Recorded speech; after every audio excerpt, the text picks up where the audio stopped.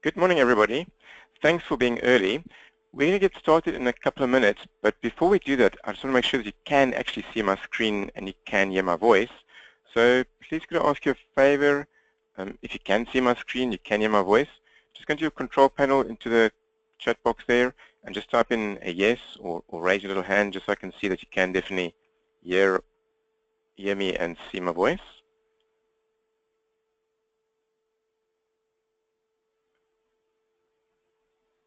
Okay, I've not had anybody come back here to say they can hear my voice.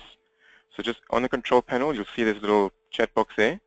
Just open that up and type in that you can hear me.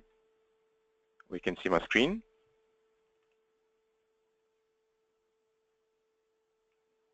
Okay, I've got some people coming through. Yes, I'm looking at the wrong place on my screen. That'll help. Okay, fantastic. Thank you very much.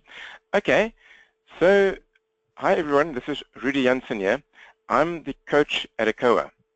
And we run a black belt program exclusively for accountants who are determined to grow their practices, and get their lives much, much better and change those things. So I'm really excited about today's session. We're going to go deep into how you go about decreasing your work in progress, find the best team around you, and what you can do to increase your prospects' reasons to buy from you. So just before we start, a few things here. I call these the 3 gets. So just to make 100% sure that we're going to get the most out of today, because reality is that we're probably going to be together for around 90 minutes, but it's going to be 90 minutes that's going to be pretty intense, and you're going to get a heck of a lot from it. I promise you that. So first thing then is get the tools you're going to need. So make sure you've got something to write on, something to write with, you've got something to drink, tea, coffee, juice, water, whatever it is. Number 2, get rid of distractions. So anything that might distract you for the next hour and a bit. Switch off your mobile phone, lock your door, let your PA, if you've got one, hold your calls. Give yourself the same gift you give to your clients every week. Some uninterrupted time focused on you and your practice, your business, instead of the world and its needs. And number 3, get yourself ready. So here's the thing. I know that the information I have for you today could be an absolute pivot point, and it can dramatically change your practice. And the only thing that will stop you today is you not showing up properly. I got up early this morning, went for a walk, I've got a strong coffee here next to me, some water. I'm standing up because I want to give you my A game. And I guarantee that if you bring your A game to this, you will get the most out of this today as well. So let me ask you a quick question, because today is going to be very interactive. So if there was one feeling or emotion you could bring to the next hour and a bit, what would that one emotion be that would give you the most joy, fire in your belly, value out of the time together? So go into your chat box there and type in a word that describes that feeling or emotion. So what's the one feeling you might want to bring to this? I'd love to know. Might it be curiosity, passion, intensity, some intrigue? What's your word? So I'd love for you to type that into your question box for me, the little chat box there. So go and have a look at that. Because again, today is going to be quite interactive. So this is the first proper, let's get a bit of interactive and go and type a word in there.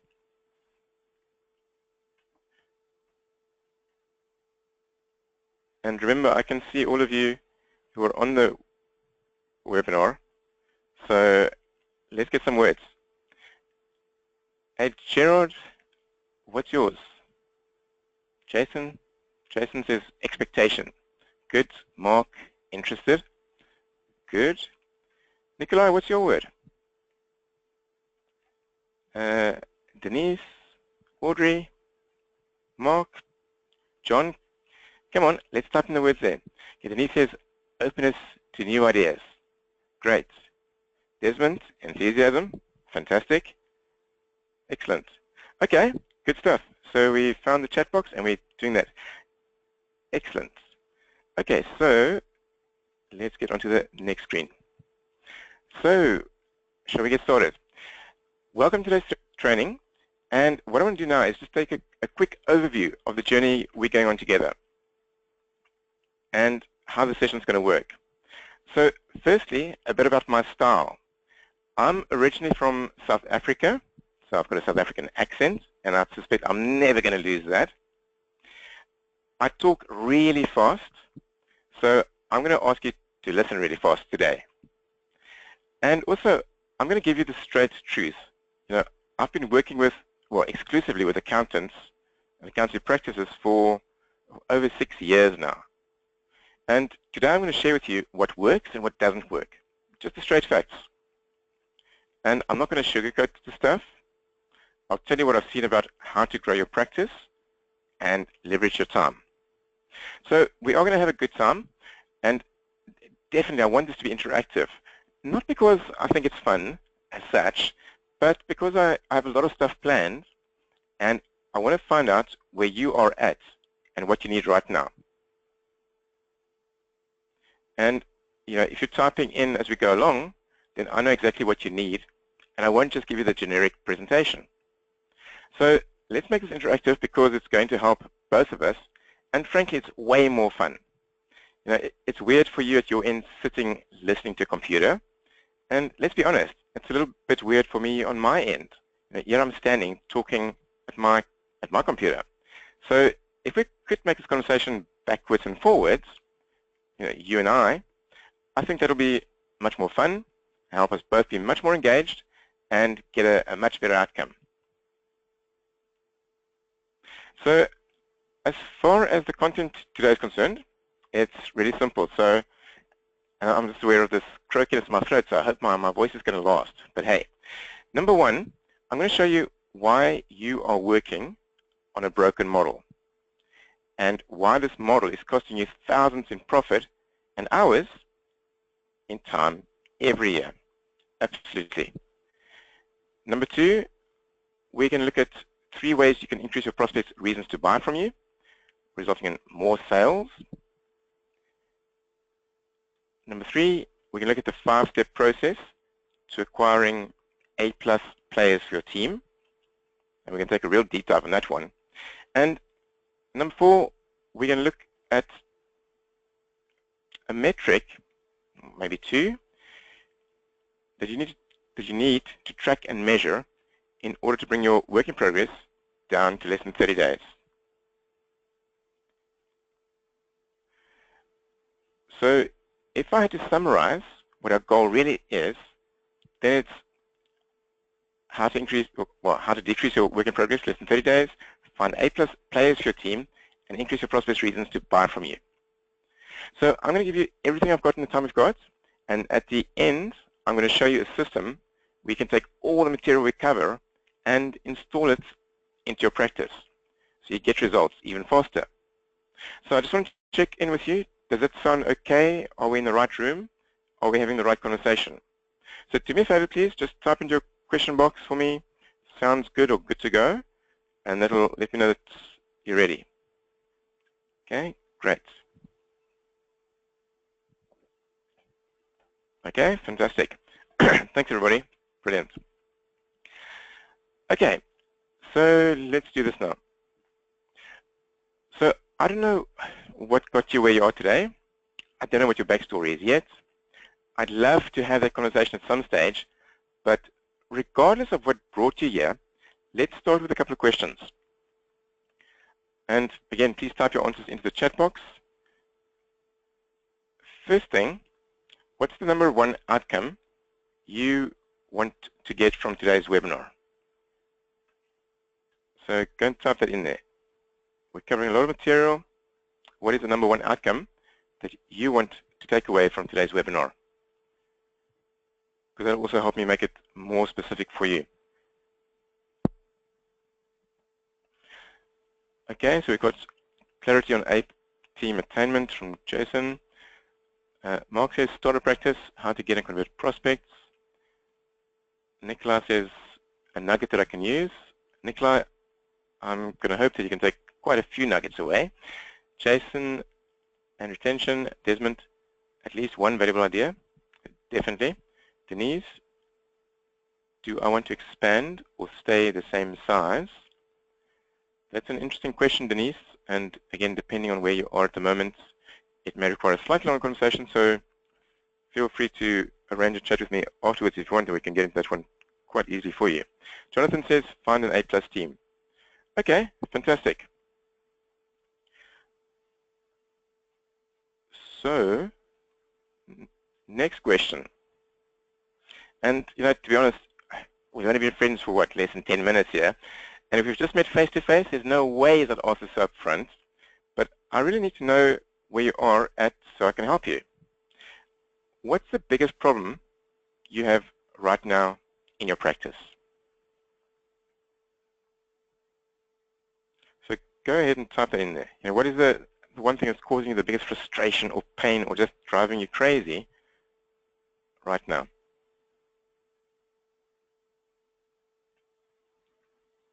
Mark says, Mark is growing from scratch with no reference clients. And Mark, that's an interesting phase you're in, the hunt phase. You just got to get out there, speak to as many people as you can, keep on going. It'll get easier with time. Jason, getting people to keep to systems. Okay, I totally get that. Desmond, getting the work done. Denise says, consistent level of work, too high or too low. Nicola says, getting processes in place and delegation almost there. Fantastic, Nicola. Jonathan says, capacity, and Nicola, then getting clients on board more than 2 per month. Okay, fantastic. Now, some of these we're going to touch on today, but some of them are covered in other presentations or webinars. And again, if at the end you want some specific guidance on your specific questions, feel free to drop me a line or arrange a quick call with me. I can give you some ideas on that. Okay. So this webinar that you're seeing today, this presentation, I actually built this for my clients about, probably almost 2 years ago now. A client of mine came to me and said, Rudy, I want to build my practice as a machine that makes money. And then I want to extract myself from it. And what's the fastest way to get there? And so he asked me this great question. But the problem with the question is you can't really answer a deep question like that in 30 seconds. So I built this presentation to give him and everyone else the answers. Now, we're not going to cover everything, but we are going to cover enough for you to know what the answers are. And that is an absolute promise to you. And I couldn't resist throwing this slide in here because knowledge is a fantastic thing. Absolutely. All of us as accountants, we know, we spend years studying to get to where we are. And yet, for me, the equation of, as accountants, the type of people that we are, we're prepared to put in the blood, sweat, and tears to get where we are. All of these years of swatting, studying, exams, our own businesses, we work hard. We're prepared to work hard. And also, when you look at our average intelligence level, it's pretty high. So we have this match of relatively high intelligence plus a preparedness to work really hard. And yet, when you look at the results, a lot of practice owners are still working crazy hours and not making anywhere near the profits they should be making. So what's wrong here? Something's missing. And for me, this image here, having knowledge and just reading a book about how to ride a bicycle doesn't actually get you to ride a bicycle. And what we do with our clients is that we say, yes, here's valuable information, here's the core stuff, the 20% of the stuff that you need to know, but we actually have a process that gets you to implement, get off that couch and make it happen. Because when you take a little bit of knowledge and you actually make it happen, it makes all the difference in your world. So also, we're going to be moving really fast. And if it is helpful to you, at the end, I'd be very happy to give you a recording of this presentation. So if it comes out and I've pressed the right buttons, Would that be helpful to you? Just let me know if that is something that you might want. Just type in a yes into the chat box for me, please. If that's something that you might want, if it'll be helpful to you. Okay, great. Okay, we've got a few yes there. Okay, great. So at the end, we'll also get to the Q&A. So just remind me to give you the recording, and I'll get that to you as soon as it's online. Okay, enough of an intro. Let's get into this thing here. So why do you think, going to the whole thing of, as accountants, we're pretty intelligent, we work hard, and yet, generally speaking, we're either time poor and, or quite frankly, money poor. So considering what we put in as opposed to what we get out, for me, something's not adding up there. So why do you think so many partners or owners of accounting practices struggle so much? So go and then type in me what you think the reason might be. Because something is not adding up there. Intelligent people who are prepared to work hard, still time poor or money poor. Something is not working. Why do you think so many partners or practice owners are struggling?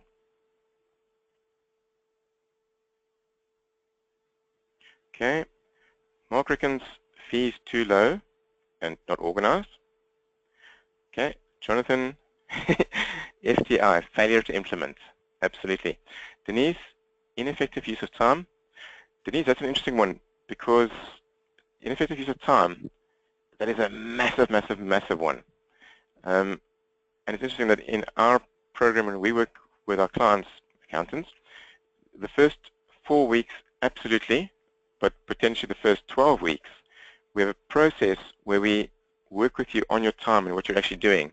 Because for me, if you can't crack the time nut, you're not going to get around to fixing anything else. So for me, that is a massive, massive key on this whole time thing. So ineffective use of time, yeah. Nicola says not delegating and pricing correctly. Yeah, absolutely. Jason, we do too many unimportant things. Absolutely, Jason. Again, it's about the whole time thing and prioritizing what needs doing. What's the 20% that's going to make the difference? Nikolai says not pricing correctly. Nikolai, interesting one there, because one of the things that we share with our clients in the pricing part of what we do, we give them an actual spreadsheet, and what we've done with our clients over the years, we've interviewed them and said, what are all the services that you sell? And what do you charge for your services? And what we've done is we've taken all these sheets over the years and we've aggregated it. So we've got one spreadsheet listing a whole lot of services down the left-hand side, and then we've got 3 columns: the minimum that anybody's charging for that service, the maximum that anybody's charging for that service, and that tends to be the London prices, and then there's an average in the middle.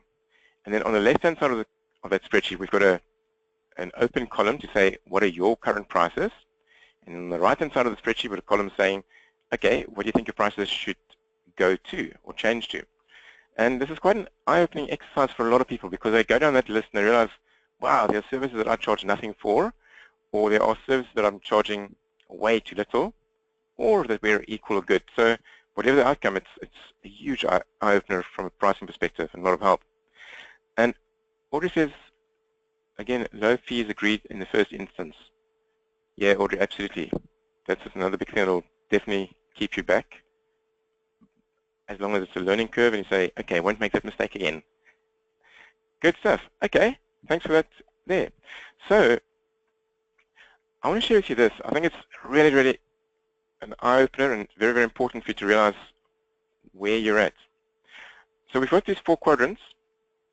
There's a letter called E, S, E, B, O, I. Now, for those of you who don't know this or haven't seen this before, just type in the chat box, what do you think the E might stand for? Oh, I'm going to ask you all of them, but what do you think the E might stand for? Take a wild guess.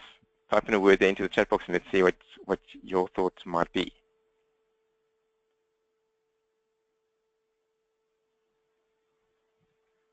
Okay, efficiency, effective.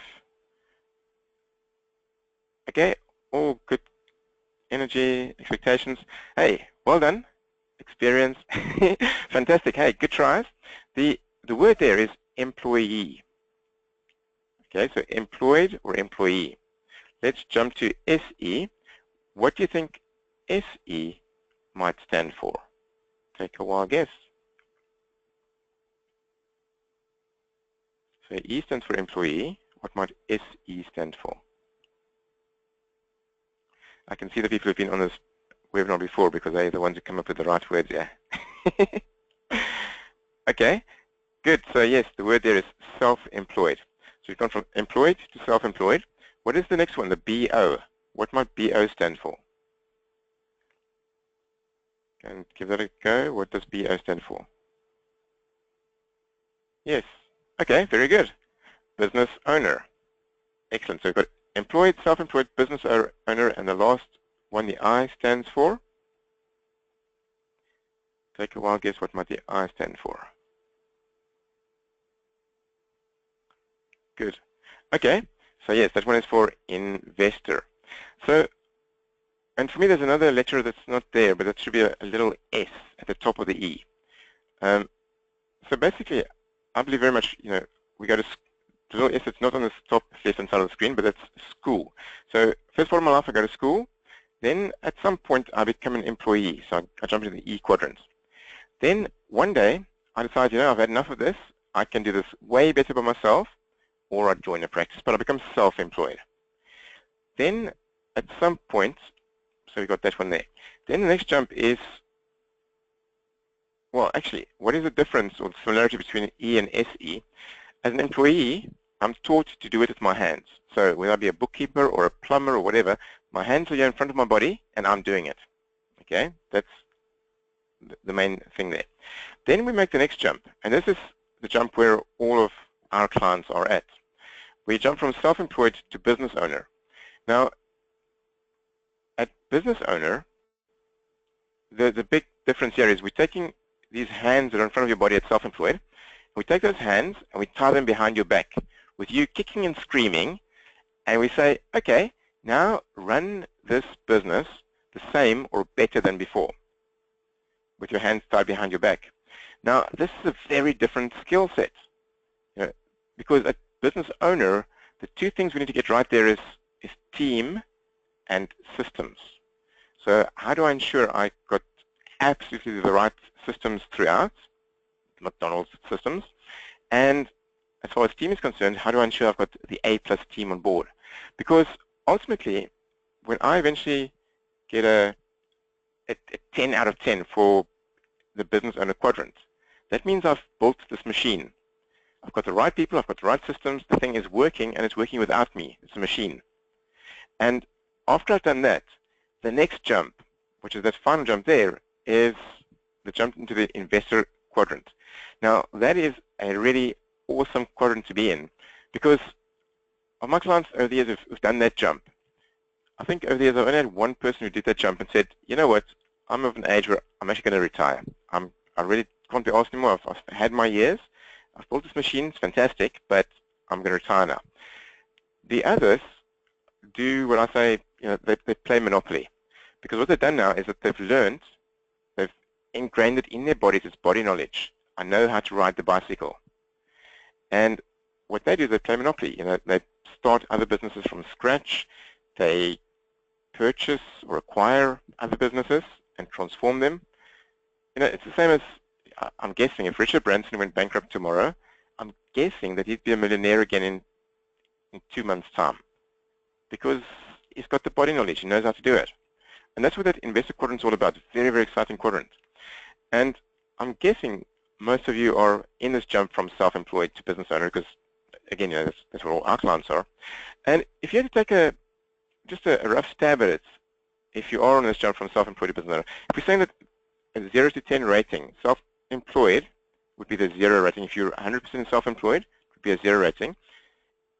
If it's a 10 on that scale, that means you've built the machine and you're about to jump into the investor quadrant.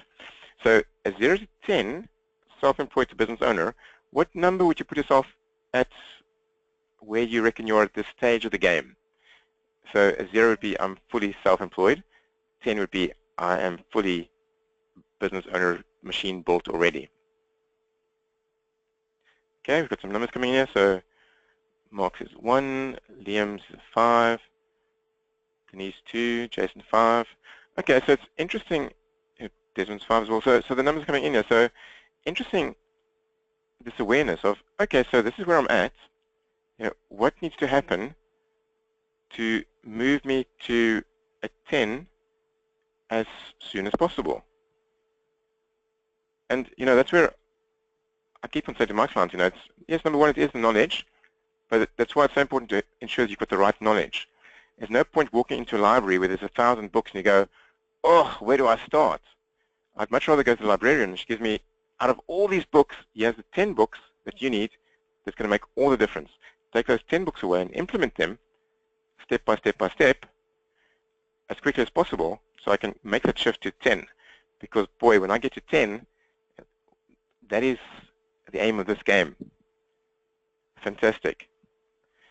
Okay, so why is it so hard to make the shift from one quadrant to the next?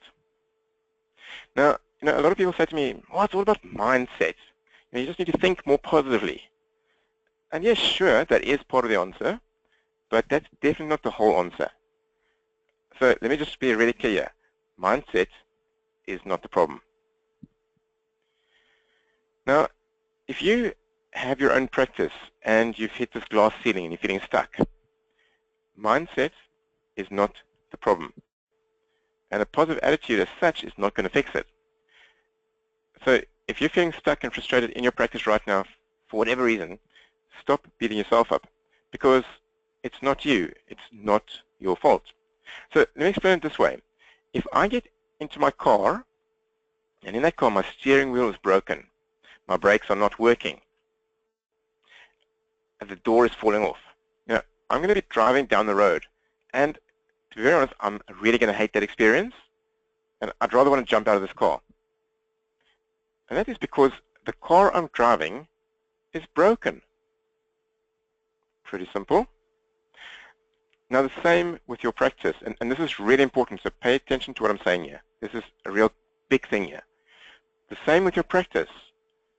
If the model that you're driving in your business is, I'll call it broken, then things just aren't going to work. Now if I'm driving this car where the brake isn't working, I can slam on that pedal as much as I like. It just ain't going to work. So for me, it's not mindset. It's the model. The model your practice is built on, and model beats mindset every single time.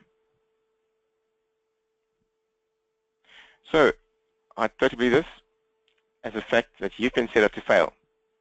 So if you're frustrated with where you are at the moment, you're working long hours, maybe cash flow is tight, your profits aren't where they need to be, you can't find the right team or the right clients. No one's deliberately trying to ruin our lives as practice owners. The fact is that the system you either bought into or the training you've had from when you were very young in this industry, and that you brought with you when you set up your own practice and you saw what everyone else does, that has flaws. And this limits you in 3 major areas. It limits your team, it limits your growth, and it limits what I call your systems. And those 3 things ultimately dramatically limit the amount of money and the time you take from your practice. So let me give you 3 signs of this broken model. And write this down because I'm going to ask you a question on these. Let me just quickly jump back a few slides because I think this is just important to make this link here. So I'm saying your model is broken, and there are 3 signs of this broken model. And if we fix these 3 things, we'll fix our model. And let me go back a few slides because, the 3 things I'm going to cover with you is really what is stopping you from getting into the business owner quadrant fully. And until you're in there fully at a 10, you can't make the jump to the investor quadrant, and you can't have your life back because you haven't built a machine yet. So let's get back here again. So 3 signs of this broken model. Okay, the first one, the sign of this broken model is that you're always hoping for growth. In the same way as my car, I'm slamming on the brakes, but it's not slowing down. that's a sign of my brakes are not working. Number one, yeah, you're always hoping for growth, so there's no real growth strategy. Yes, we get referrals and we do a bit of this and that, but a real tactical marketing plan that's written down and in place for growth? Number two, your team are over-reliant on you. They need you there all the time and you need them. And number three is what I call your systems are sweaty. Now, there are obviously processes in place because you've not gotten to where you are without systems and processes. But things aren't properly systemized throughout, and everyone is working way too hard to get the job done. And what this usually means is that ultimately things fall back onto your shoulders to get it sorted.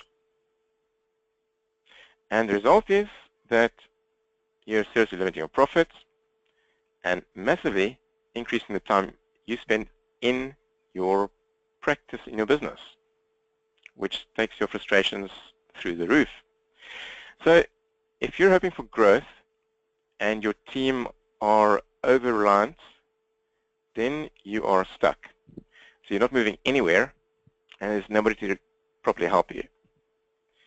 If your team are over-reliant, your systems are sweaty, then you're drowning. All this pressure on top of you and no way out. And then if your systems are sweaty and you're hoping for growth, then you are grafting your socks off. Working hard with a sweat and moving nowhere. So, which of those three things is costing you the most right now in your world and giving you the most pain right now? So I'll just take it back there again. So just type me into the chat box. Of those three signs of the broken model, which one is causing you the most grief? Let's go type that in there while I take a sip of water here.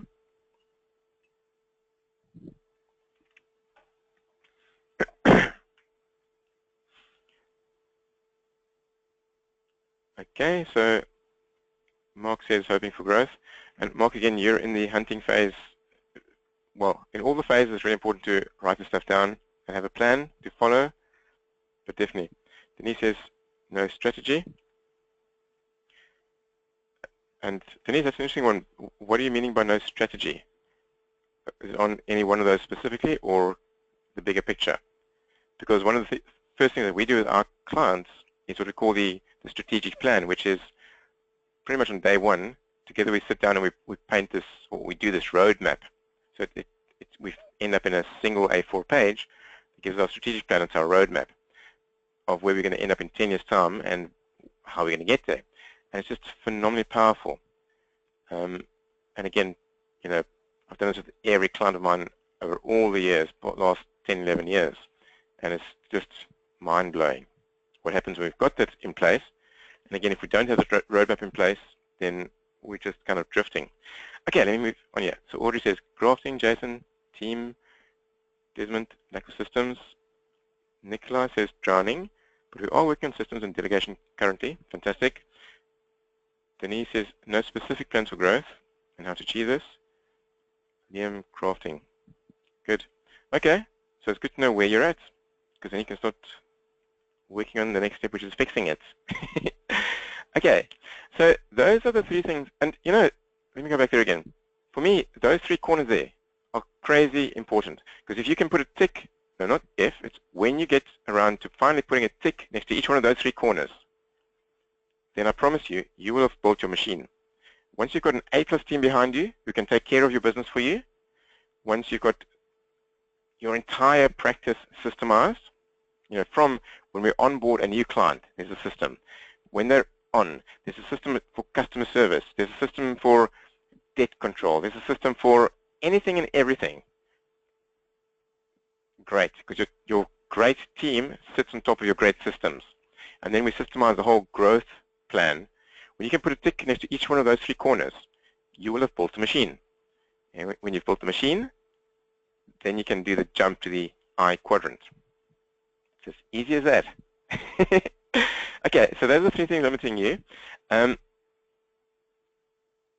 this training we're going to do today is about making those three strategic shifts. Okay, so the first one is from hoping for growth to predictable growth. Second shift we want to do is going from over-reliant team to self-reliant team, and then from sweat systems to scalable systems. So let's chat about the first shift first. Okay, from hoping for growth to predictable growth. Now, in our Black Belt program, we have 4 keys to making the shift from hoping for growth to predictable growth. So, and again, this goes right back to, I've been studying this stuff for years and years and years, and I'm very, very keen on the 80-20 rule, because there's a lot of knowledge out there, but again, it's, do I want to walk into this library where there's 1,000 books and where do I even start? Or do I rather want to say to the librarian, what are the 10 books that I need from this entire library? I can take those 10 books. So what we've done in this process is we've looked at all the knowledge out there, and there's a heck of a lot of it out there. I know some organizations that are proud to say that they've got thousands of documents for you to choose from to help you grow your practice, which I think it's great, but there's a challenge in that, because too much can be overwhelming. So for me, what we've done here is we said, what's the absolute 20% of the 20% that you need? Here it is. Go make it happen now. And we've got a process around making you, or getting you to make it happen. So key one is around pricing, and there we look at how do you boost margins, communicate value, maximize prices. Key 2 around marketing. There we look at how do you generate the leads, how do you nurture the prospects, and reasons to buy. Apologies for my voice, it's busy going here. Key number 3 on sales, so disqualify bad prospects, selling value, and increasing conversions. And again, around each one of these things, there's a process in the system. And key number 4, margins and acquisitions. So that's all about accelerating growth, diversifying your offer, and amplifying returns. And out of those 4, today we can look at this marketing one, and we can look at 3 ways you can increase your prospects' reasons to buy from you. So apologies for my throat that's cracking up here. Have another sip of water. Okay, so, I think it's a reality that we know that there's plenty of businesses out there that are hungry for your services. Now, right now, some of you may be marketing successfully, some of you not so successfully, and some of you may not have started marketing at all yet, other than maybe referrals or whatever we have. But the fact is that we all want more people. We all want more clients, so we want more people to respond to our marketing. So I guess the question then is, well, why aren't more people responding to our practice marketing? And I think the most likely reason is that, well, it's linked to marketing materials, but marketing in general, and the whole message you're getting out there is not giving your prospects enough reasons to buy from you. Now, I don't know, if we take it to, let's say, imagine you want to buy a new car and you walk into the dealer showroom. You spot this sleek-looking model you're interested in, you go over and you take a look, and at that moment, this salesperson walks up to you, introduces himself, and you start asking him questions about what makes his car worth so much, and what's good for, what features are included, what guarantees, and so on. And then you ask him if you can take the car for a test drive. And now imagine the salesman responds to each question with a shrug and says, well, you just have to buy it and find out what, if it is what you want. And really what I'm saying there is, if a salesperson in that scenario couldn't answer these questions and give you the benefits and reasons to buy, the chances are you're going to walk out and go somewhere else. And, in the same kind of way, that's a specific scenario. But, we don't want our prospects to walk away and possibly turn to one of our competitors. And if our marketing and our whole sales process isn't giving our prospects reasons to buy from us, and as many reasons as possible, then, well, quite frankly, they're just going to go to somewhere else. And, I've had this in the past where I say to people, what is one of your threats to your practice? And sometimes the answer will come up, well, it's competitors. But at the end of the day, which of the two, you or your competitor, has the biggest and best marketing machine in place? And that is more the threat. It's the marketing engine as opposed to the competitor. Let me move on here. What reasons to buy or not do you give to your prospects? It's a bit of a general question, I know, but let's see what you're able to type in there. And whilst you're doing that, I'm just going to jump to Denise's question here. And Denise says, is there a percentage of income that you should plan to spend on marketing? Denise, it's interesting because we have an exercise where we ask all our clients to see their KPIs on a 3-monthly basis. And we then also, in a closed group, compare those numbers, which is very enlightening. But I'd say typically, is there an amount you should spend on marketing? It's a personal choice that you make there. At the end of the day, marketing is investing. You're buying new clients, so it's up to you how much you want to do there. I have met an accountant before who said that in his first year in practice, I think his turnover was something like £110,000, and in that same year he spent something like £100,000 on marketing and telesales and all kinds of things. But his practice actually grew phenomenally fast over the next few years. And I think typically what we see from our clients is that they spend maybe 1 or 2% of their, no, it's not that. There's a range between £1,000 and £6,000. It tends to be the range that I've seen, and even for large practices. Now some of them go higher, some go lower, but that's kind of an average that I've seen, and that is per quarter, those numbers. But again, it's completely up to you on what you want to invest there. Okay, so reasons to buy or not to buy. You see some answers here. Okay, experience, personal service, quality, partner businesses. Okay, interesting here that we've had a lot of silences, which I'm guessing is that, I don't really know what reasons we give our prospects to buy. Interesting one. Okay, so if you don't give your prospects reasons to buy, then you're open to attack from your competitors. If you're not converting the number of prospects you should be, and essentially, if we haven't got this in place, it means that you're leaving money on the table. Now, if you were to imagine that you give your prospects all the reasons to buy, then you'd be on top of your competitors. You'd be converting more prospects into clients. And what this means is more sales and increased revenue for your practice. So if you had a system in place that gave your prospects consistently reasons to buy from you and therefore attracts them in, what could this do for you and your practice? So if we had a system in place that was consistently giving our prospects reasons to buy and therefore driving traffic to us, increasing our lead flow and our conversions, what could this do for you and your practice?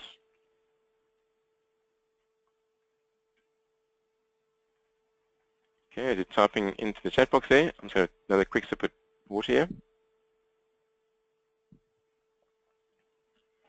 Okay, yeah.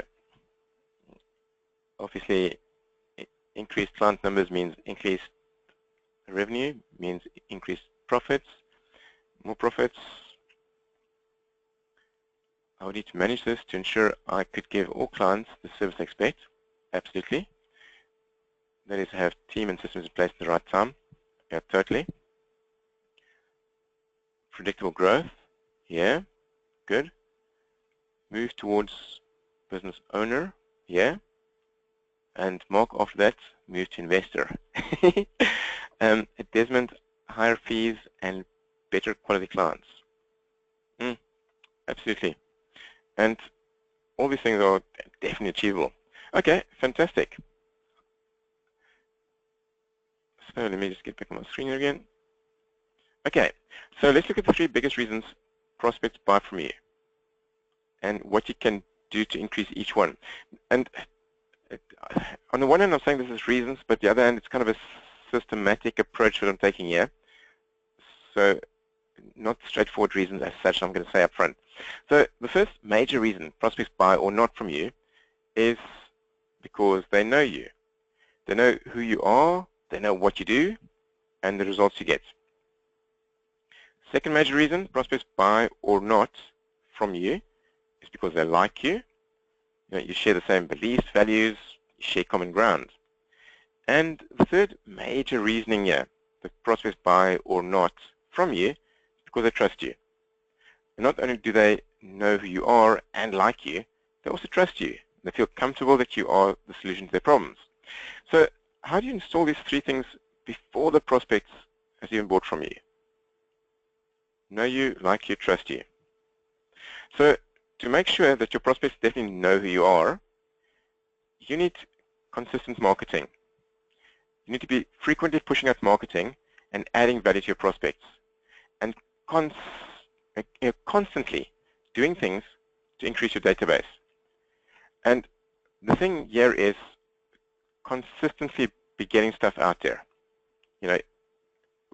Whether I'm going to guess that you're not the person who's going to have the time for this, but that's where you want the team around you can do this, because marketing wants to be a potentially slightly outsourced team who do different elements, but it is something that for your business needs to consistently happen.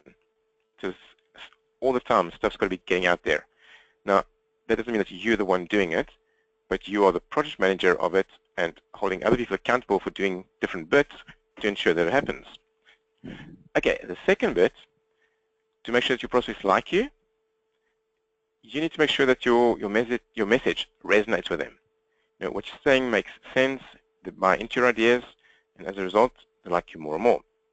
And again, over time, somebody might not be ready today, or in 6 months, or even in 12 months, but in 24 months or at some point, they're going to get peeved off by their current accountant for whatever reason. And if you've consistently stayed in touch with a message that resonates over time, when they're ready, they're potentially going to look at you as opposed to looking at somebody else. And finally, to make sure that your prospects trust you, they need to experience you.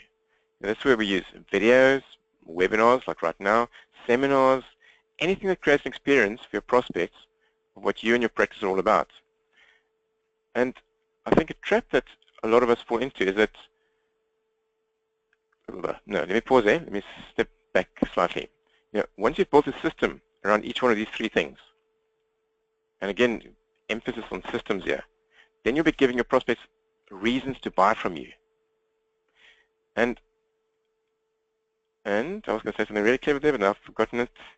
But for me, this is the machine that he's building. Because for you as a business owner, when you're more towards a self-employed category, then my hands are out in front of my body. I'm the one doing it, and I'm just doing the technical stuff that I know. And I'm not thinking as a business owner.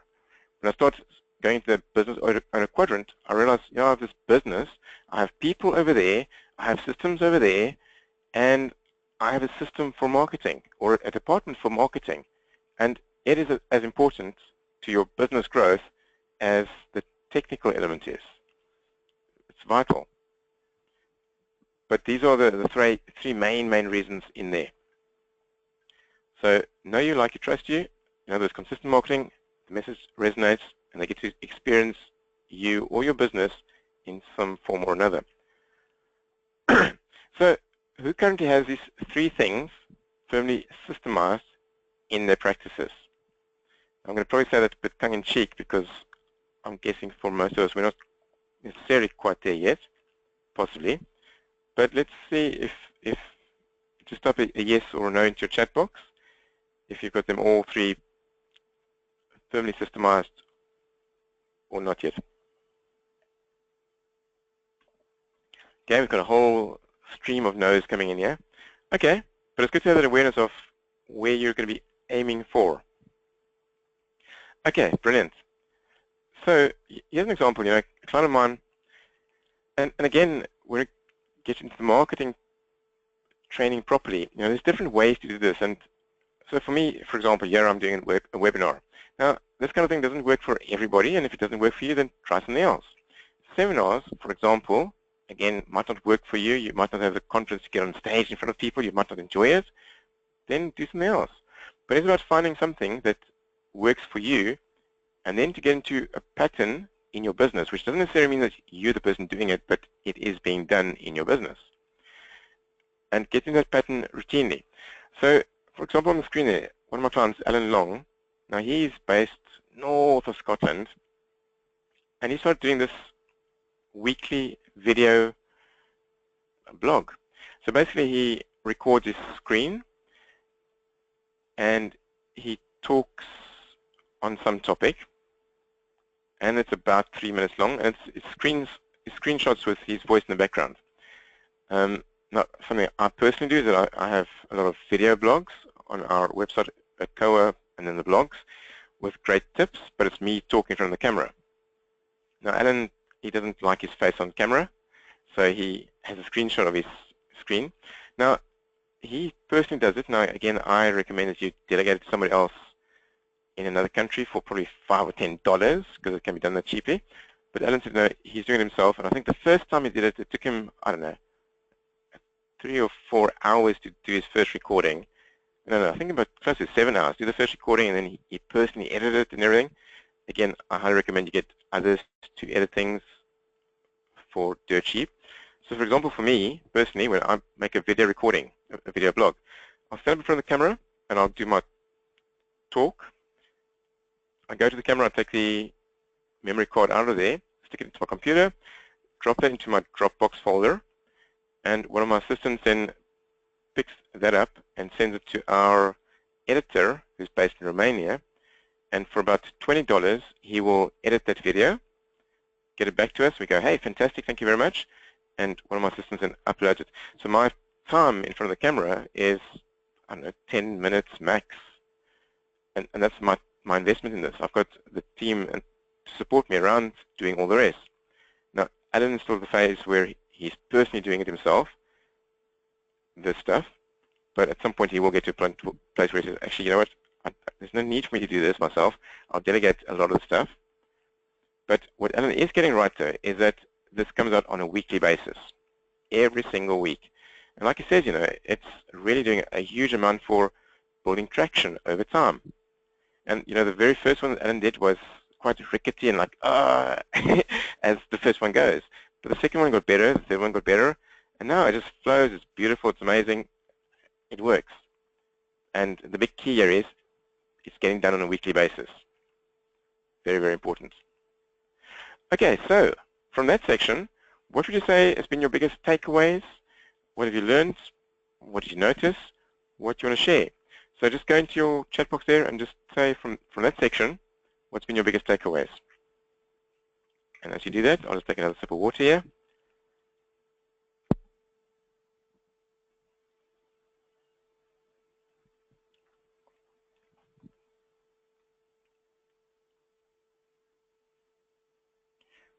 Okay, Nicola says market K. Nicola, I'm not quite sure what the K stands for, the capital K, market K. Consistently, not sure. Need for systems. The idea about the video blog, great. Need to consider how marketing could work for me. Currently doing nothing. Yeah, it's interesting, Denise, because in our marketing teaching, we say there's four major things that need doing. Now, you could do more or less, but 4 things that we need to touch on consistently. Nicholas is constantly, okay, so market constantly. Need to be more productive and not just active. Yep, Jason, and that has to do with, on a daily basis, pick your priorities. On a weekly basis, pick your priorities. On a monthly basis, annual basis, yeah, systemized marketing. Okay, fantastic. So right now, I'm interested in you. In relation from this shift from hope growth to predictable growth. For a lot of us, we're in the hope phase, doing what we're doing. Hope to predictable. So the question is, where are you now, and what's the long-term result if you stay there? So go into your chat box, type that in there. Where are you right now? Hope to predictable. And what's the long-term result if you stay there?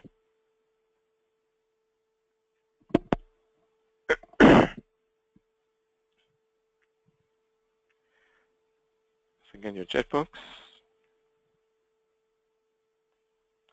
Okay, we've got hope phase and result is stagnation. Yeah, absolutely. And as the answer's still coming in, something I see is that we often hit a glass ceiling. Whatever my turnover is, I was speaking to a client the other day saying, well, my turnover is 800,000, and I've been doing that for the last 6 years. But he's hit his glass ceiling. And when you get the knowledge and you implement the right things, it'll break you through that glass ceiling and take you to the next level. So moving from hope to predictable, there's an answer, unsure due to Brexit. Okay. Slow growth and not how I personally want to work. Yeah. Okay. Good stuff. And Audrey, it's interesting your comment about the Brexit. For me, now is probably the time more than ever to really get things right, build the machine. Because yes, there is a fair amount of uncertainty, and in an uncertain time, that's really the time to get your house in order. Build those foundations, build the machine so that it actually works. Currently static, would like to grow from present level of less than 20 to 40K in next 2 years. Okay. Currently in systems setting phase. Okay, good stuff. So when you switch from predictable growth, or switch to predictable growth, when you do that, everything gets easier. And that is what I do want for you. My job today is to help you make 3 or 4 really smart decisions. So right now, you have a choice to make. You can keep hoping for growth, being stressed out with loads to do, always wanting one more client, or you can make a decision, draw a line in the sand and say, I need to make our growth predictable. So what's it going to be? I'm going to give you 5 seconds right now. Make a choice. Now I'm going to put my coach's hat on here. And I don't really care what you choose. It's your practice, your business, your life, not mine. Now, obviously, I think predictable growth is going to get you the results you want, but I need you to make a choice. Now, as I said, my job today is to help you make 3 or 4 really smart decisions. And this is the first decision. You're going to keep hoping, or are you going to make it predictable? Okay, great. Predictable, predictable, move to predictable. Okay, fantastic. It's a choice you make. Great. Okay, and when we get this right, that's how we decrease our WIP to less than 30 days, find A+ players for practice for the team, and increase your prospects' reasons to buy from you. So let's go to the second shift here. And I'm just aware of the time, and I think I need to move a bit faster because I'm slowing down today. So this one is about going from an over-reliant team to a self-reliant team. In other words, it always comes back to me. They can't really do without me, and if I'm not there, the place will eventually fall apart.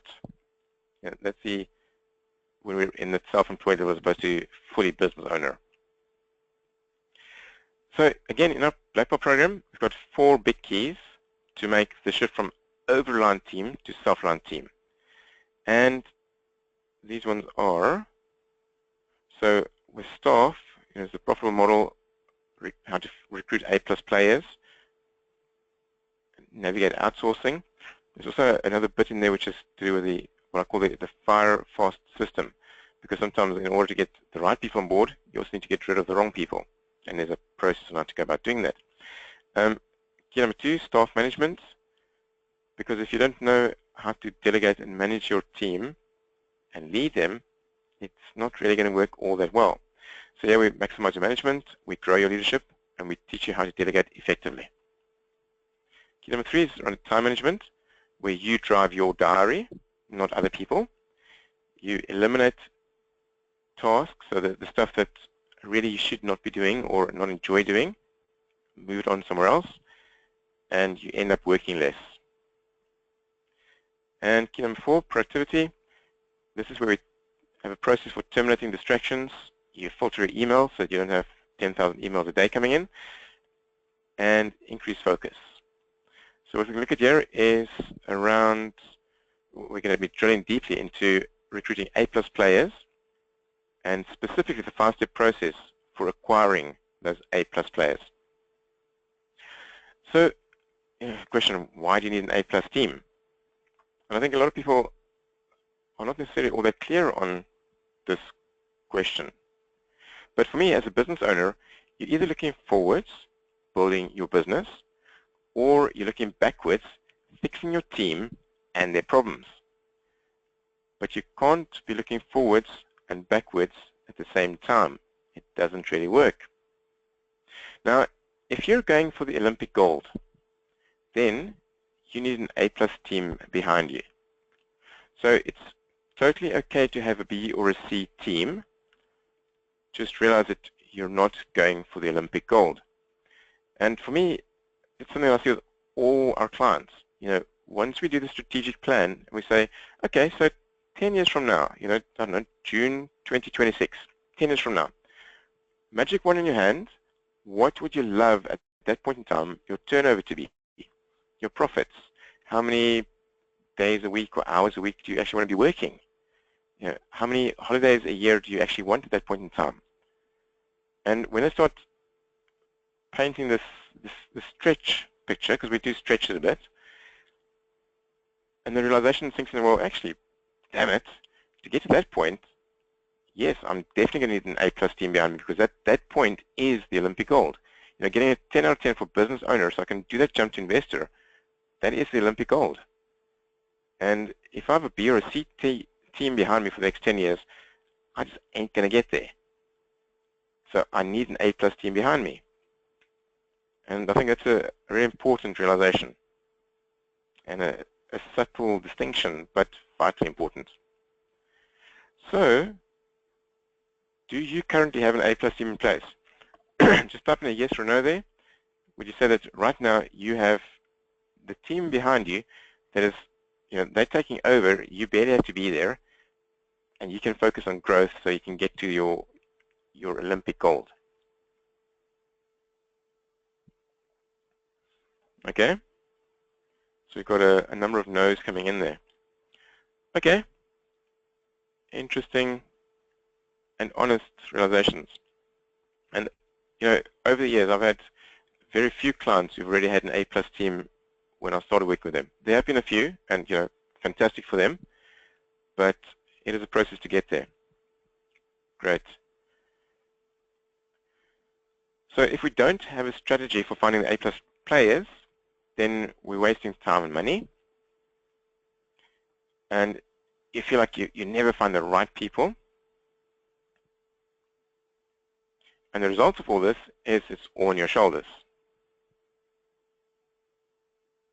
So if you do have a system for finding A+ players, then your time and money is invested in the right people, your recruitment's effective, and all of this means you've got an A+ team on board in your practice. So a question for you, if you did have an A+ team behind you in your practice, what would that do for you in your practice? Just going to type that in there. If you had an A+ team behind you or around you in your practice, what would it do for you in your practice?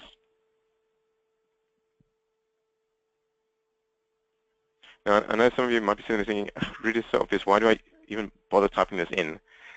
Because there's a rule I believe in that the person who says it owns it, or the person who types it owns it. The person who creates it owns it. And that's why I'm wanting this from essentially your mouth saying it to me. So that's why I'm asking you to type this in, even though the answer may seem pretty obvious. But by you saying it, you're actually verbalizing it in some way, even though it's just through your fingers. But it's very important that. So we've got efficiency plus good service, plus happy clients plus profit. Yeah. Allow me to focus on business development, take weight off our shoulders. Absolutely. May give me leverage? It definitely will. Absolutely everything. More time, less work. Yep, Liam, absolutely. More time, less work. Goes back to old, what's the guy's name? Tim Ferriss, the 4-hour work week. Okay, fantastic. That's what an A+ team will do for you. Okay, so in order to recruit an A+ team, you need a system. And you know, how many times in my life have I heard, but there's just no one out there. It's such a hard market. There's just no one out there. And that may be a reality, but I don't believe that that's the only reality. Okay, so here's our 5-step system for recruiting A+ team members. Step number 1, you've got to know the role. You know, what are you recruiting for? What's the position? What type of person do you need to fill that position? And this one here for me is a huge, very important one. And a simple way that I do it with my clients is to say, sit down with an A4 piece of paper. Let's do a quick mind map. In the middle, draw a little circle, and in there write my perfect, I don't know, bookkeeper, my perfect PA, my perfect receptionist, whatever it might be. And then off that little circle, you're going to draw little spokes off a wheel, so like a little mind map.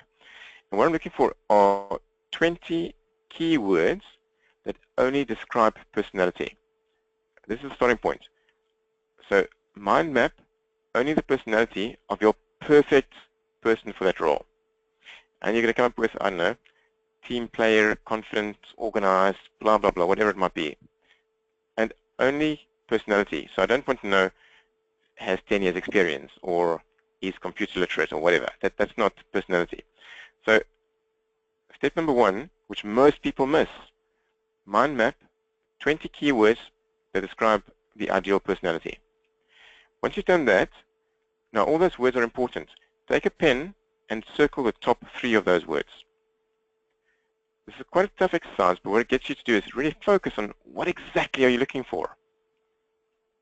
And once you've identified those 3 words, you know, for me, when you eventually get somebody in that role, they have to have an absolute tick on those 3 words. They're non-negotiable.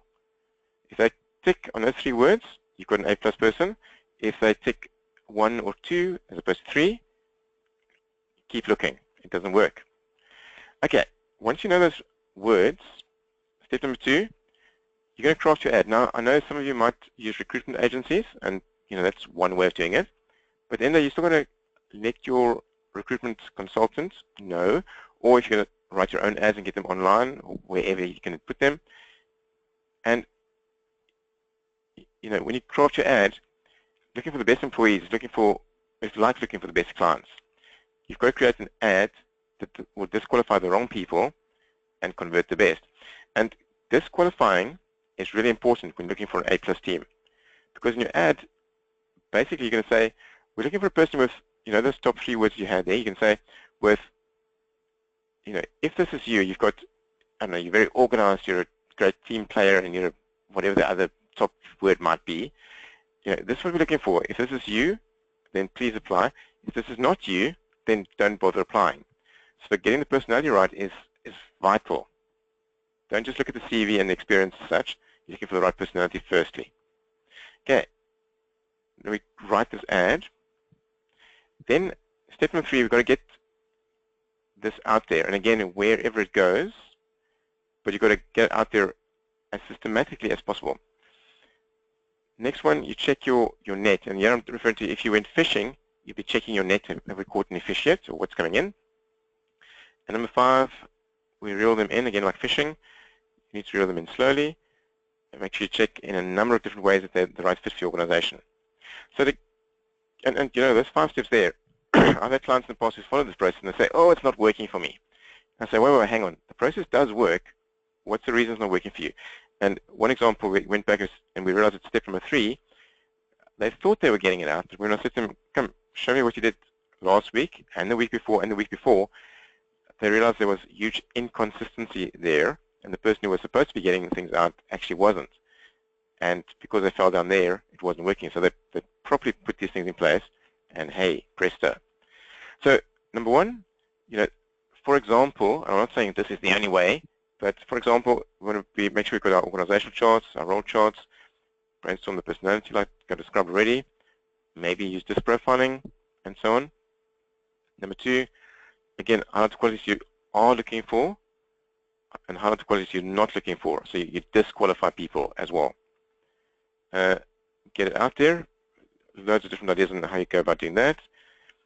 Check the net. There, I'm mentioning record a voice message. So for lower level team members, one of the ways you can do is actually record a voice message of, hey, thanks for responding to this ad. The person we're looking for is blah, blah, blah. Please leave your contact details and also answer the following 2 or 3 questions. And then you give them 2 or 3 questions to answer. Let's say, I don't know, why do you think you should get this job? Or tell us a bit about yourself, your history, whatever. And then you end that message by saying, if we don't get back to you within the next 24 or 48 hours, wish you all the best with your job hunt. And basically what you're doing with this, it's a great method for screening, especially on lower level staff where potentially you may get a lot of calls in. Now, if you're recruiting for a partner, you wouldn't be using that method because there's not that many of them going. But basically, it's an option. And then again, on their track responses, assess quality, make the changes. And then that last one there, reel them in. You know, interviews take a lot of time, so do consider using telephone interviews, which could be 20 or 30 minutes as an option before you bring in for a face-to-face interview. Again, depending on the role, if there's a lot of people, you know, you're looking for a bookkeeper and there's 30 of them applying, maybe. Perhaps you want to do it in a group environment where you have 5 or 6 people in the room, where it becomes quite competitive. I would highly recommend that as part of a recruitment interview, you also give them a practical test. So let's say they come for a bookkeeper, give them a 20-minute test and say, I don't know, yes, some stuff posted, or you know, come up with something. You want some kind of practical test to test if they can actually do it. I mean, years ago, as an example, when we were recruiting for telesales people, in the actual interview, they might shine. They would say, okay, as part of this process, we're also going to put you live on the telephone. Yes, 10 numbers. Tell them, and let's see what happens. And interesting, because when you put them in a live practical test, you really get to see the ones who can swim and the ones who just keel over dead. So you do want some kind of practical test where you can test. Now sometimes that's a practical test, and sometimes it can be a theoretical test. You know, written down, you've got 5 minutes to answer this question. If you went into a client, it's a new client, they've got X, Y, and Z situation, how might you deal with it? Whatever it might be. So there's ways to create these tests that you want to create as part of your interview process. After that, you probably want them for at least a half a day or a full day actually working in your office with you, just so you can see what that's like. So these are just some ideas. I'm not, you know, some of you will turn around and say, Rudy, there's no ways I'm going to do that. That won't work for me, blah, blah, blah. Here's some ideas that have been tried and tested over the years.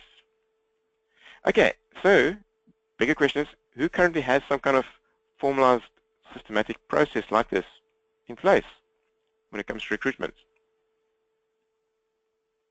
So just type a yes or no into your chat box there. Yes, we have a system like that, or we kind of got something, or no. Okay, we've got quite a few no's coming in there. But have used in previous roles, okay. Not as precise. And again, you know, it goes back to being the business owner. To be a 10 out of 10, I want the A+ team, and I want to sit on the right systems. And this is just another system in your business. Okay, fantastic. Now again, you know, here's one of my clients, and interesting because this guy, he has made that jump into the investor quadrant, and boy, the stuff he's doing at the moment is just incredible. But you know, since I started using the 5-step acquisition process, my staff numbers have doubled, and they're still increasing. And he absolutely has a team of A+ players who give 100% to everything. Quite an amazing story, and the process that Paul went through in learning how to do this stuff, and what exactly is an A+ team member and who's not. And at last count, I think he had 70+ staff, and he was acquiring another practice. It's a great place to be in. So from this section, hey, what's your biggest takeaways? What did you learn? What have you noticed? What do you want to share? So just type in your biggest takeaway from that section. Whilst I'll take another drink of water here, saving my throat.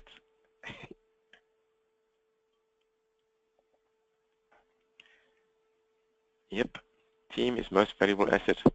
It's huge. because that's what's going to help to give you your freedom. Absolutely. Need a system. Yep. The personality mind map. And yeah, Desmond, that's an interesting one because very few people I speak to think of that, and actually for me that is the very first step. When you do that, you become clear on what exactly you're looking for and what not. 20 keywords on personality is useful in hiring not just CV, absolutely. Do not be desperate to employ people so the wrong person's taken on. And that's a massive, massive, massive key. What's the wording? Hire slow, fire fast. That's the phrase. Hire slow, fire fast. Okay. And again, right now, I'm interested in you. So what we discussed here was specifically related to increasing effectiveness. Oh, no, sorry. It was focused on the whole team thing. And this is under the umbrella of team because it's one part of the jigsaw puzzle to get greater productivity and therefore greater profitability in our practice. But in relation to the shift from dependent team to self-reliant team, where are you now? Are you more on the dependent side or more on the self-reliant side? And again, what's the long-term result if you stay where you're at? So just go and type that in there. Are you more on dependent or more on self-reliant? And what's the long-term result if you stay where you are?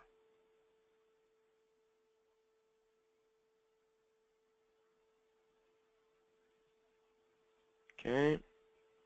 Dependent, work hard. Absolutely.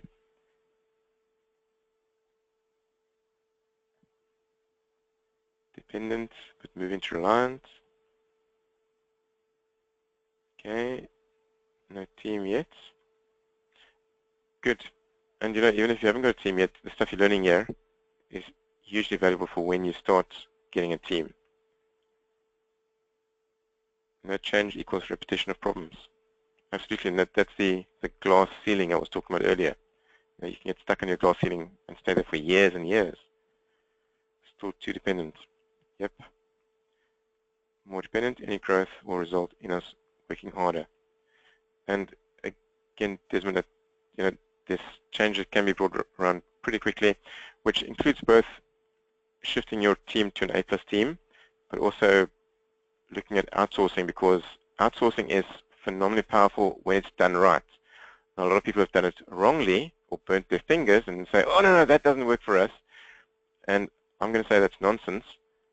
When it's done correctly, it works beautifully as a part of your team. Good stuff. Okay, so again, when you switch from, it's a bit missed there, but choose from, when you're switching from your over-reliant team to self-reliant team, when you do that, everything gets easier. And that is what I want for you. So again, right now, you've got a choice to make. I'm going to put my coach's hat on and say, you can keep on having an overly dependent team, always working the practice and forever playing catch-up, or you can make a decision, draw a line in the sand, and say, I need to make my team become self-reliant. So what's it going to be? I'm going to give you 5 seconds, make a choice. And again, I don't care what you choose. It's your business, your life, not mine.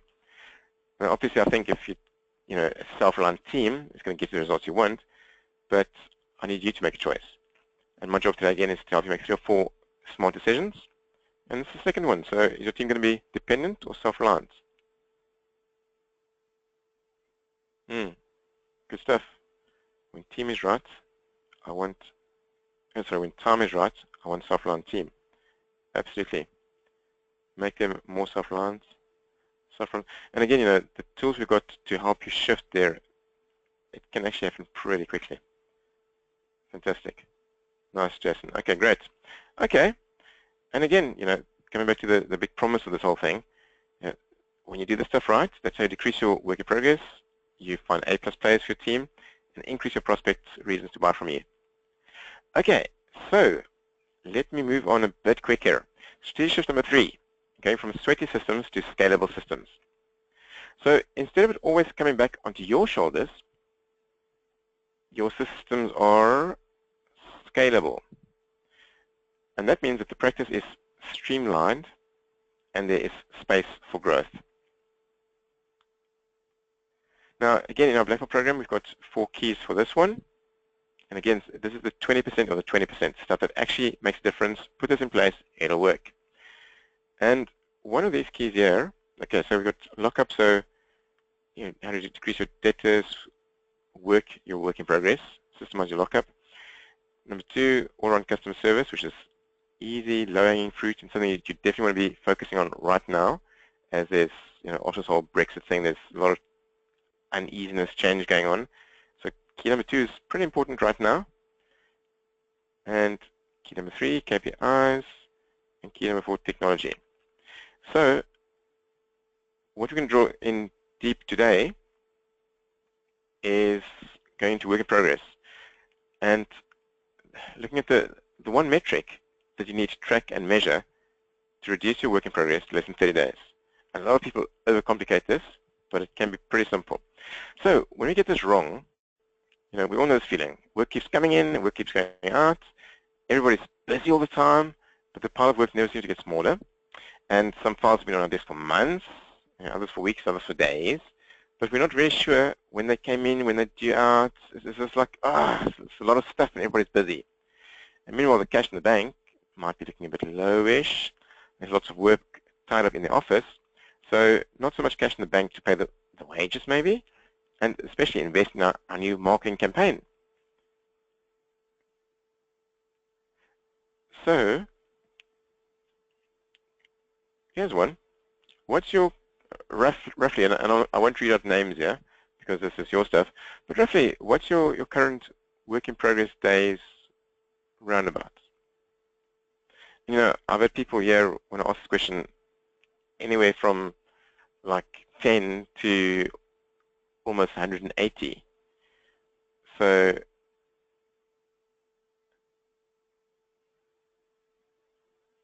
okay, good. Okay, we've got 45, 30, 60, 90. Okay, so interesting notice there's a whole range there. So it's interesting, there's one, I won't say your name, but the answer is we charge in advance throughout the year, which is fantastic, but my question here is not so much on debtors and cash, it's more about inefficiency and piles of files that are sitting on desks. So the fact that you're charging throughout the year in advance, brilliant, but in a way that's a different question, that's an answer to a different question. Work in progress is more about not necessarily what your computer screen is telling you on what your work in progress is, but it's when you actually walk around the office, how many piles and papers is hanging around, which is a slightly different question, because when we get that down, I suppose yeah, it is a relevant answer, because what I was saying is when you get that down, it brings cash in, but more than that, what it does, it makes us much more efficient, and because we become efficient, we have more capacity, and when we have more capacity, we can focus more on bringing more business in. Okay, so we've got a whole range there, and it is what it is. So when we're not in control of our work in progress, you're not sure what, when the jobs come in and when they're going out, it's just busyness. Everybody's busy, but nobody seems to be making any progress, particularly. Now again, which means that there's cash on the desk, but like I was saying, it's more about the efficiency / inefficiency, which links to capacity, and therefore being able to take on more or not, which ultimately in that way it comes back to cash as well. And if you do work your work in progress, you know exactly when jobs come in, they're going out, so you know what's going on. You're measuring your improvement as you go, and yes, depending again the cash question, but again, when we become more efficient, it creates more capacity for more additional work, which puts more cash into the system, but again, cash in the bank. Okay, so what could a reduced work in progress do for your practice? And your answer might be from the cash side, or it might be from the efficiency side, or from some other side. So just go ahead, type in there, what's going to reduce work in progress do for you right now? If suddenly your work in progress went to 10 days, what might be different then? As you're busy typing there, I'm just going to take another sip of water here.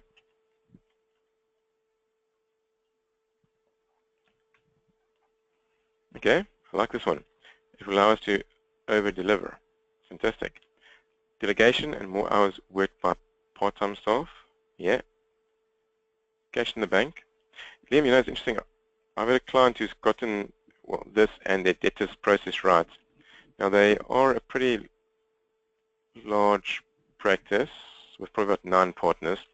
But I think in the last 9 months, they've put an additional £500,000 into their bank in cash, which is just crazy because they're getting the stuff right.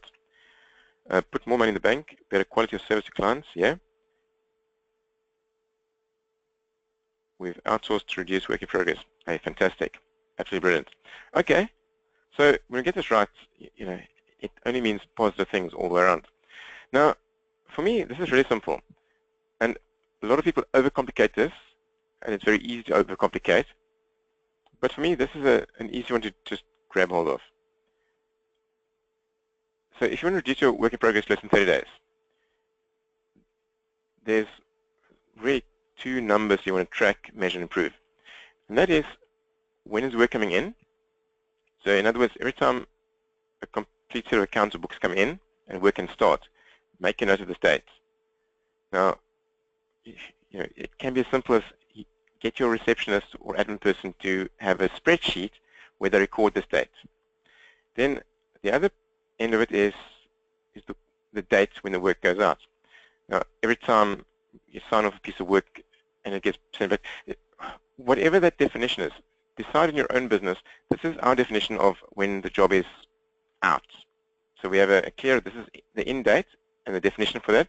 There's a clear, this is the out date and the definition for that. Put those 2 dates on a spreadsheet, which can be done by an admin person or whoever. Keep it simple, and subtract the 2 dates. You have your number of days, get an average. There's your turnaround date, or turnaround time. And then once you know what that number is, set targets. And you know, our black belt clients use whiteboards where they literally the target numbers are set or written down there, and they track the numbers. And on a week-by-week basis, we review, hey, what's the target, how are we actually doing? And it's interesting because once you start tracking turnaround time for every job that comes in, I promise you it'll start improving. It'll be in your awareness, in your team's awareness, and because it's in our awareness, we're actually tracking this. And like I say, it can be as simple as just track the numbers on a spreadsheet by an admin person or receptionist. Your work in progress will start reducing, without a doubt. Just these basic, simple numbers. We can overcomplicate this, yes, but you can make it as simple as that. And I promise you, when you keep it simple, you track days, you set targets around it, within a few months, it'll start reducing. Because you also say, if it's not reducing, what's the reason behind that? What do we need to change around our systems? What are the lessons we're learning? How do we need to do things differently? What systems do we need to implement to make it work? And it'll start coming down pretty quickly. So again, a question of, you know, who's currently tracking turnaround time and also have systems in place to keep on reducing it actively. So again, just a yes or no on that one. Okay, no, kinda, but only just, fantastic, good, yes, no, okay, sort of, fantastic. So again, you know, it goes right back to systemize the entire machine, and you'll build yourself a cash machine that'll set you free. Okay, so again, here's a client of ours. You know, you start putting this stuff in place, and fairly quickly, I think it was less than 6 months, he's reduced to way less than 30 days. And again, for him, he was saying profits are set to quadruple by the next year. So it's interesting on that one there. Okay, so what's your biggest takeaways from this section? So just type that in there. Biggest takeaways, what do I notice? What do I learn? If there's anything I want to share. Okay, just going to type that in there. The biggest takeaways from this bit. And as you type in that, again, I'll just use this moment to take a sip of water.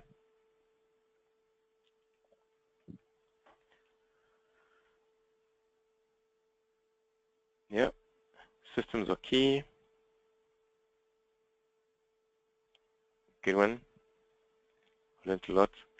And you know, for me, systems, they are, again, it can be overcomplicated, or there's simple shortcuts that we teach our black belt clients to put in place building systems, because it can be done pretty quickly, actually. WIP is not just about cash. Yeah. Okay. Fantastic. Need to improve communication between partners, staff, and clients in order to expose blockages. Yep, Jason. And again, you know, it's fairly, here I say this, fairly simple to do. It is. You know, I see this with every one of our clients where we start putting these things in place, how things start shifting really, really quickly. Okay, fantastic. So again, right now I'm interested in you. In relation to the shift from sweat systems, which is on your shoulders, to scalable systems, where are you now, and what's the long-term results if you stay there, if you're staying at your glass ceiling? So are you more at the sweat systems or more towards the scalable systems? And again, what's the result if you stay where you are, if you're stuck on this glass ceiling of yours?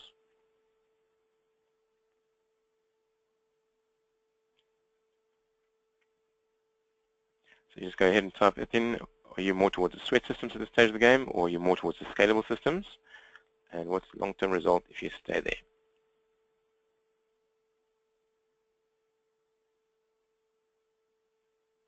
I'll take another sip of water here. Okay. More towards sweat, but moving towards scale.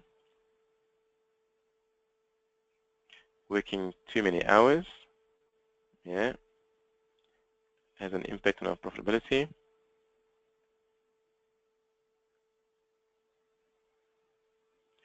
Nearer sweat, but we're looking to be on scalable by September. If not, we will not be able to grow how I wish, and I will be the bottleneck. Yep, on the road to scalable. Good stuff. Okay, so again, you know, when you switch from sweat systems to scalable systems, when you do that, you know, everything gets easier. Again, that's what I want for you. So again, I'm going to put my coach's hat on here. You can keep on having sweaty systems. You know, everything's done kind of ad hoc, depending on the people, it's disorganized. Or you can make a decision, draw a line in the sand, and say to yourself, you know, we need to make our systems scalable. So again, what's it going to be? I'll give you 5 seconds. Make a choice, because that's where it starts. It starts with a decision. And again, I don't care what you choose. It's your business, your life, not mine. And obviously, I'm thinking that if you have scalable systems, it will get you the results you want. But again, I want you to make the choice. So we've got some coming in there. Good. Yeah. Scalable, scalable. Absolutely. Because that's how you get into this business owner quadrant, ready to jump to the investor quadrant. And again, until you do the stuff that you need to do, it's not going to change. You'll be stuck at your glass ceiling. And you won't necessarily shift properly into business owner quadrant and then into investor quadrant either. Great. So again, back to the big promise. If we do this stuff, that's how we decrease our work in progress, find our A+ players, and increase our prospects' reasons to buy from you. Okay, so let's have a recap here. Fact is, you've been set up to fail. You know, no one's deliberately trying to ruin our lives.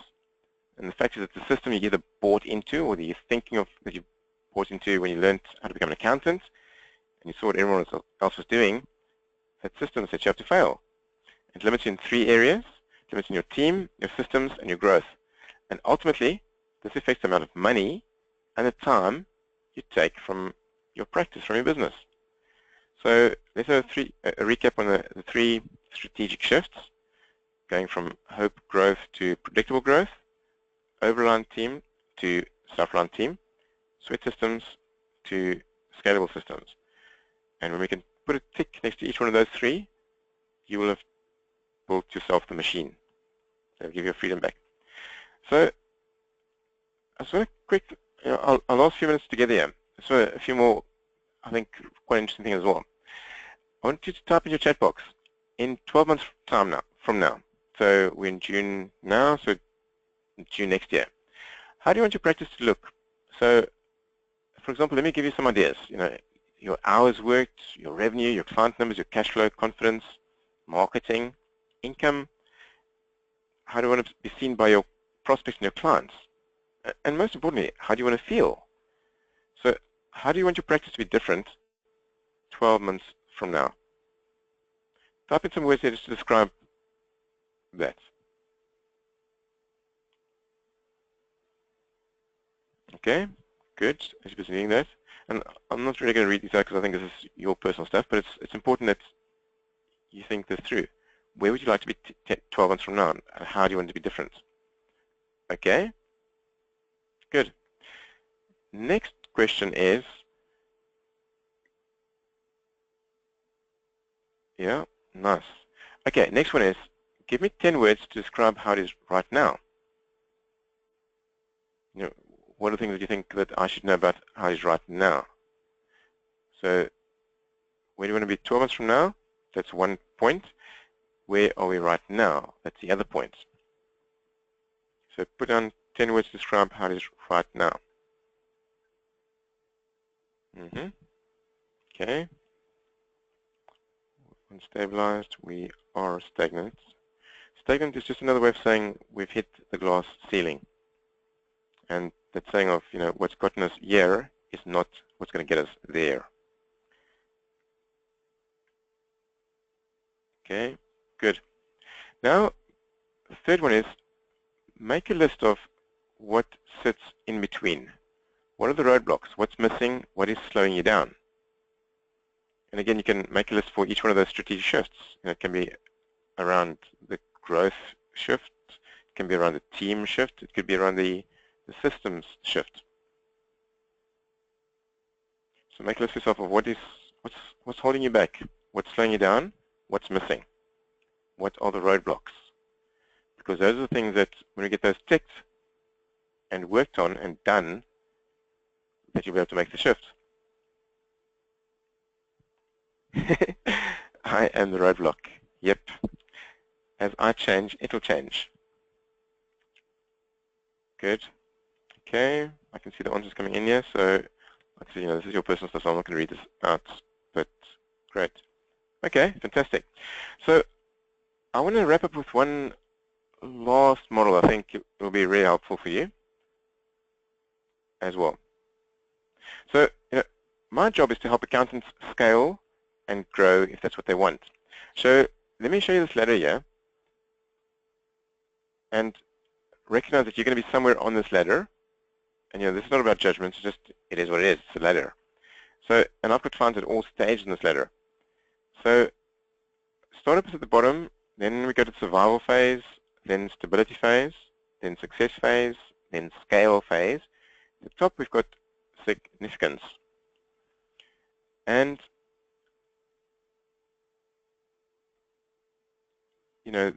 how you spend your time. So the first one you'll be working in your spare time, then part-time, then full-time, then overtime. Then we get to a point where actually it's not about time, but I'm not swapping time for money anymore. And the very top one is where I'm free. I'm not swapping time at all. But yet this machine has been built and it's making me money. Now, as a rough guide, okay, this is very rough. But that first phase there is what I call up to about 150, but that figure is not cast in stone, but roughly 150,000 turnover-ish. And the next level there is around, but point being there's two different levels there, and I'm saying around 500,000. It could be more, it could be less, depending, it depends. But there's these phases here. And really that first phase is the hunt phase. You're out there, you just got to, like you're doing market at the moment, you're just out there, got to hunt.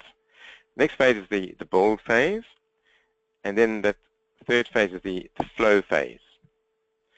So if you're in the build or the flow phase, and you want to make the 3 shifts we spoke about today and move up the ladder, then I want to talk to you for a second.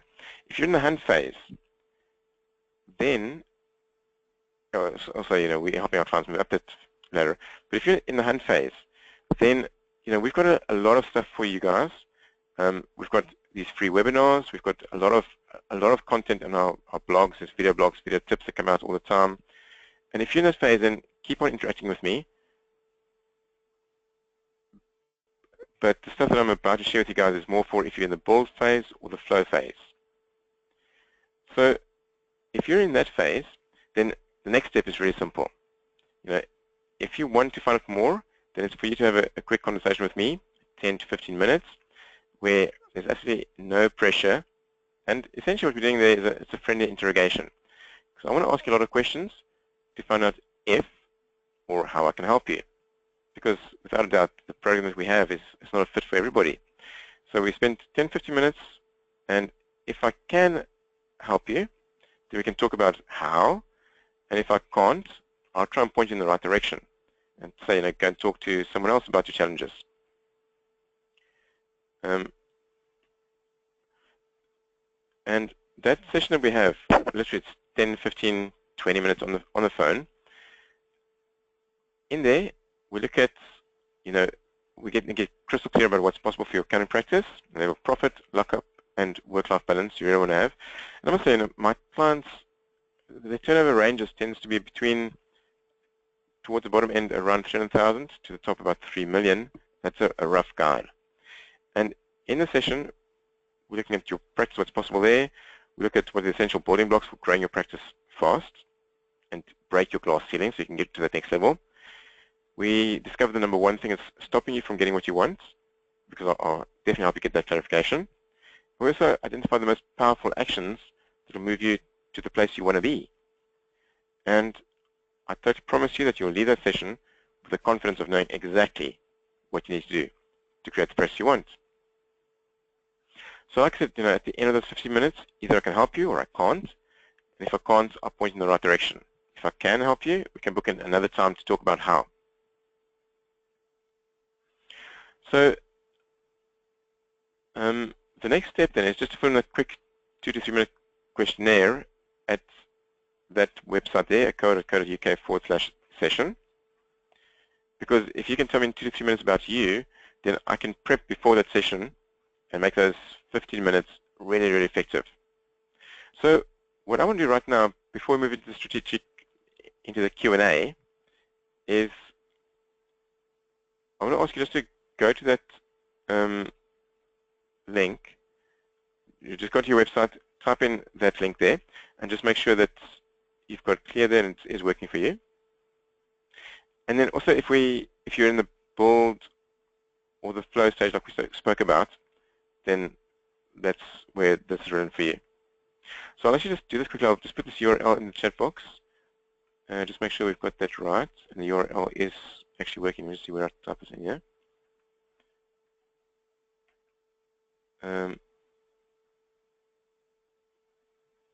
Oh, I don't know how to do that. Let me try the other box on my screen here. Into my chat box. Let me just get that there. Okay, so .accoa.co.uk/session. Okay, send that. So that link should be in your chat box there now. So just where you can go in and make sure it is working for you. Great. Okay, so let me just minimize that bit on my screen there. Okay, so we're going to jump into the Q&A now, and you can ask me any questions about the session with me, and any of the content we've covered today, or how to move your practice up. Anything that you want to ask me, feel free. I've got about another 10 minutes available here, so feel free, any questions you want, absolutely. And if you've got to go, then just say, hey, big thank you for taking part today, and for attending, and for interacting. And yes, please keep interacting with me. I look forward to connecting with you at our next webinar, which is going to be in a few weeks' time again. Okay, so for any questions you got, just type in your questions, give me plenty of detail, and we can look at getting it answered for you.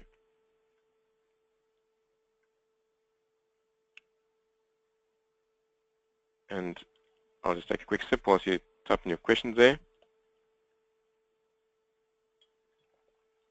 Again, if you don't know where that screen is, that's the link there. Okay, we'll start the Q&A in a few seconds.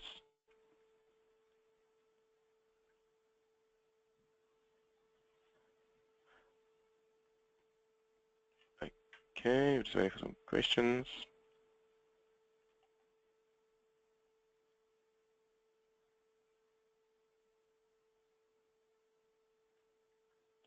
Okay, I've got a question here. I'm in the hunt phase. Where can I get more information?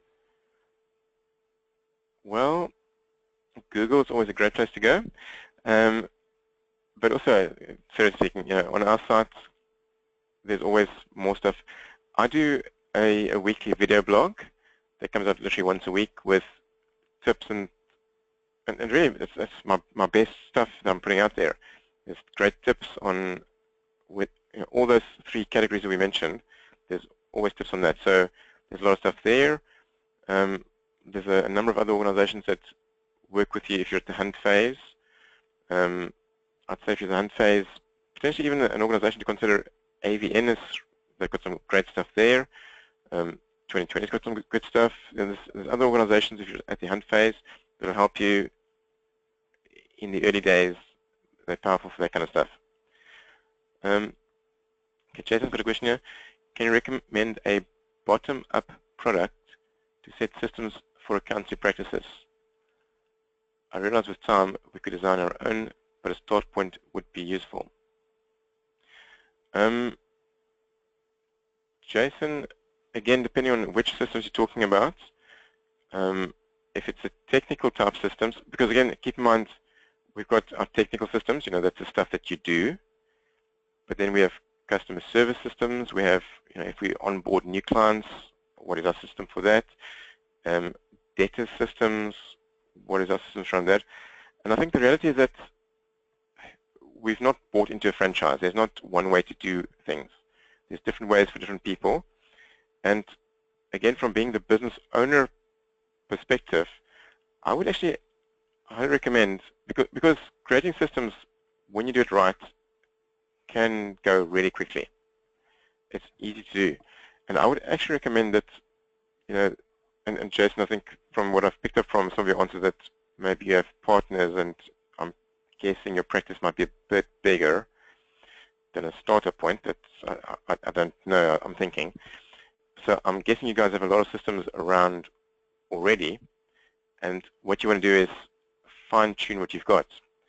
And from that perspective, I would recommend, you know, book yourself in for a call with me, and I'll explain to you exactly how to create a system really easy. So a system wants to, when you have a system, you want to make sure that you create working documents. It's a live document. So when I create a system, the wrong thing to do is create a list of stuff to do. Because, I don't know, let's create a system around how to use a photocopier, for example. How to use a photocopier, here's our 5 steps on how to do this. We type that out, and we tell people, you can find the system on the network somewhere. If you go into this folder, into that folder, you'll find the system. You know as well as I do that none of us are ever going to use that system. It's a waste of time. So don't bother if it's a waste of time. What we want to do is rather create a working document, and a working document has on it little, here's our 5 steps, but at the top of the document, space to put my name in and a date, and next to each step there's a little checkbox, and I probably have to, and at the bottom there's a place for someone to sign that they've seen this and it's been approved or whatever. So, for example, we're going to onboard a new client. Here's this document somebody's got to print out, maybe our admin person, receptionist, and maybe she holds control of this. And the first step, has that been done? Tick. Has the second step been done? Tick. So it becomes a working document that I actually have to use, and I've got to put my tick on it, I've got to put my name on it, and somebody's going to check that it's been done. A system like that is a live system that actually gets used and forces me to use it. And that becomes much more relevant than just a document that's somewhere in a system that nobody ever looks at. And the place to start with systems is ask yourself which system or lack of system is causing us the biggest pain right now. Figure out what that one is and start working on creating a system around that. And it can be really easy. You can get your team or somebody else to brainstorm it, think it through, and create that system. They can bring it to you. You can review it, say yes, yes, yes, or no changes. Actually, where's our little tick boxes? And another thing around system is you always want a controller, a control person, a policeman to check that that system is working for you. You don't want to be that person, but you want to put somebody else in charge of that system. So you can go to them and say, how's your system working? And also when it comes to systems, you want exception reporting. So when it comes to a system on X, Y, and Z, you don't want to know necessarily when it's working. You only want to know the exceptions that are not working, but somebody else is in charge of it. So that's how we build systems. So Jason, this was a very long-winded answer to your question, but I'd say rather than saying, where can I find the bottom-up approach because it's going to save me time? Yes, it might, but actually what I want you to rather do is gain the body knowledge of how do we do this quickly for ourselves in our practice. And I promise you, when you take the approach of which is the system that's giving us the most pain and systemize that, and then you go to the next system that's giving you the next biggest pain, systemize that, very quickly, not only will you and your team know how to do it, but you'll build the systems that are yours and that work for you guys in your practice. And very quickly, the whole thing will be systemized. Promise you that.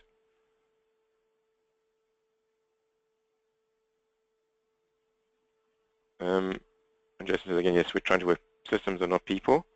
Totally, absolutely. And like I said, Jason, feel free to book in a 15-minute slot with me. I'll look at this stuff with you one-on-one. We'll get stuff sorted for you very, very quickly. Good. Okay. We've got John saying, we just can't find the right people, and I've given up on hoping that the right people are there. What do I do? John, I'd say different approaches here. The one is, well, I've had so many experiences of people saying over the years, the right people just aren't there, and yet when they start focusing on it, what we focus on, we get. And when you start focusing on, I know the right people are out there, I'll keep on pushing to get the ads out there, speak to recruitment consultants, whatever I'm going to be doing. But when my focus is there and I have a belief that the right people are out there, somehow magically, at some point, they will come. I've got some clients out there who are 12 months of the year, they run recruitment ads. And a lot of those people that come to them, they say no to, but they keep on looking for the A+ team members. So I would say the right people are out there. Keep looking, go back to your systems and ask yourself, are we consistently getting the right message out there for the right people? Are we open enough to it? And also look at your whole practice model, because potentially a huge amount of what you're doing can be outsourced to the right outsourcing companies. And again, then you can look at what are our systems around how do we put that in place. And again, there's a whole process for getting that right, because it's very easy to get it wrong. Okay, good. Okay, I think that's going to bring us to the end of the questions for today. But like I said, if you've got any questions, feel free to get onto that site there, book yourself a session with me. We can spend 15 odd minutes, look at your specific challenges, and get you some answers. Okay, so hey, thanks very much for attending today, and hope you have a great rest of the week. Bye for now.